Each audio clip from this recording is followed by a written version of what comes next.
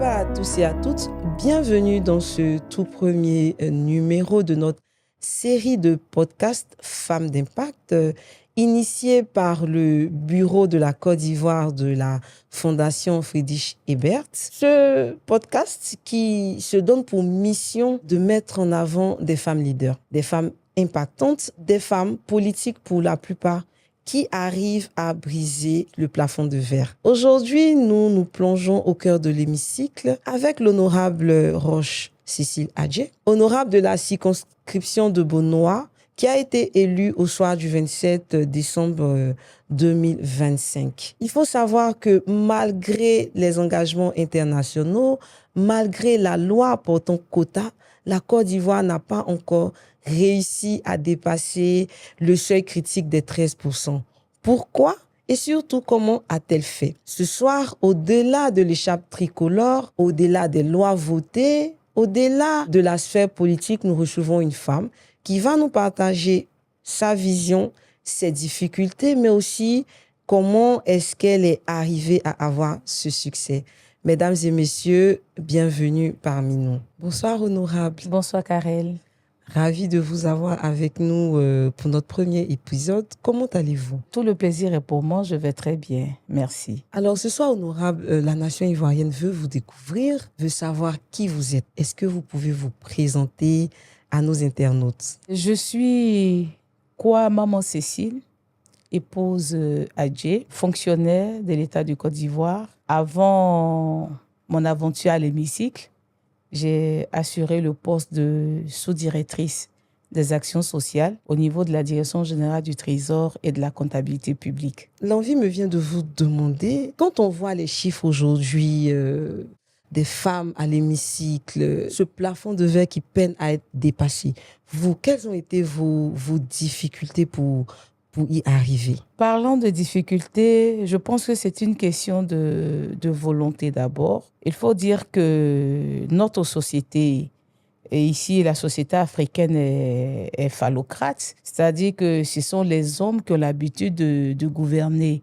Et dès qu'une femme veut aspirer peut-être à un niveau un peu plus élevé, vous voyez un peu les stéréotypes négatifs, mais nous avons pris ça comme une opportunité pour pouvoir mettre en place une stratégie afin de pouvoir gagner les élections. Stratégie qui a marché. Alors, je rappelle que vous êtes député de la commune de Bonois-Ville. Comment? C'est ça. En fait, c'est la 182. Nous avons deux sous-préfectures, la sous-préfecture de Bonois et de Bongo, et ensuite Bonois commune. C'est dans le sud Comoé. Et effectivement, j'ai été élue député au soir du 27 décembre 2025. Ce qui a apporté, il faut dire, c'est l'accessibilité avec la population. Parce que quand même, on part pour représenter la population. Donc, il faut être plus proche de la population. Et moi, en tant que femme, l'instinct maternel nous amène à aller toujours vers. Et je pense que c'est ce qui a peut-être milité en notre faveur. Mais je vous rappelle que c'est vraiment la première fois dans l'histoire de cette circonscription qu'une femme vient aux commandes. Et depuis près de 60 ans, je crois que la circonscription a vu se succéder au moins sept députés, tous des hommes. Et moi, je suis vraiment la première. Et la troisième aussi dans la région du Sud Comoé. Je pense que de mémoire, la première, c'était l'honorable Mata Chibrou de Grand Bassam. Ensuite, nous avons l'honorable Salimata Porqué au niveau d'Adiaké. Et cette fois-ci, pour la troisième fois, l'honorable Adjei pour Bonois et Bongo sous-préfecture.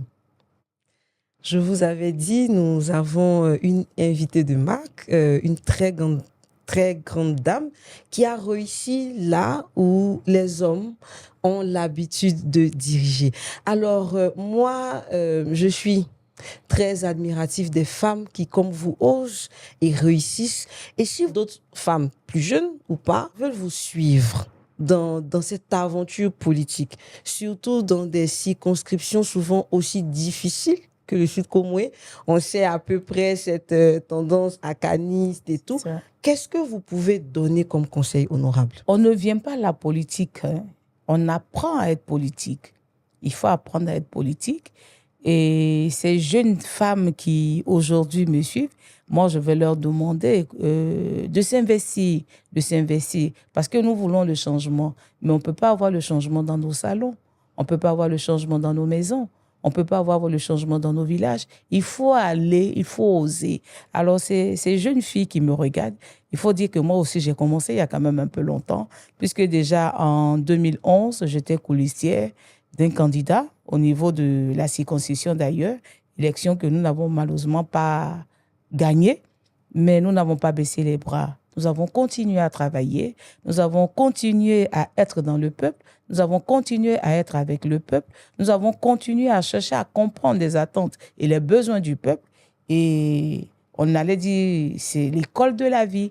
Et voilà que bingo, pour 2025, quand on présente notre projet de vie, mais la population accepte de nous accompagner. La population croit en nous et voilà, nous avons le poste de député.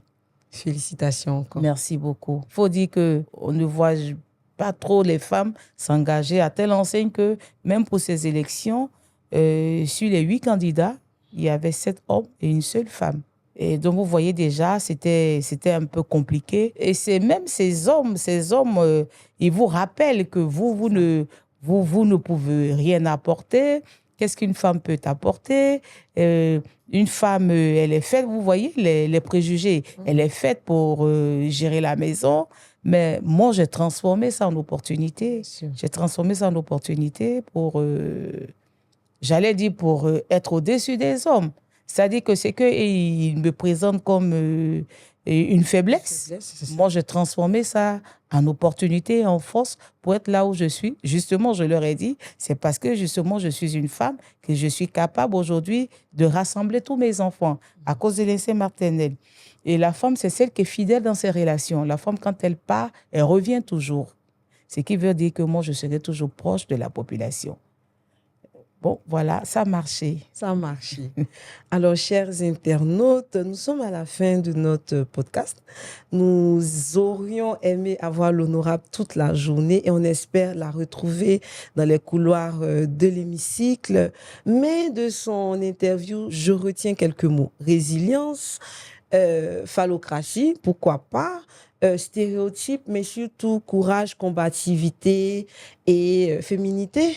Finalement, une féminité à laquelle elle n'a pas renoncé, mais aussi population, lien social, mandat politique. Et la Friedrich Ebert nous rappelle, la démocratie a besoin de démocrates. Nous disons que la démocratie a aussi besoin de femmes. Merci honorable et à bientôt pour un prochain numéro de Femmes d'Impact.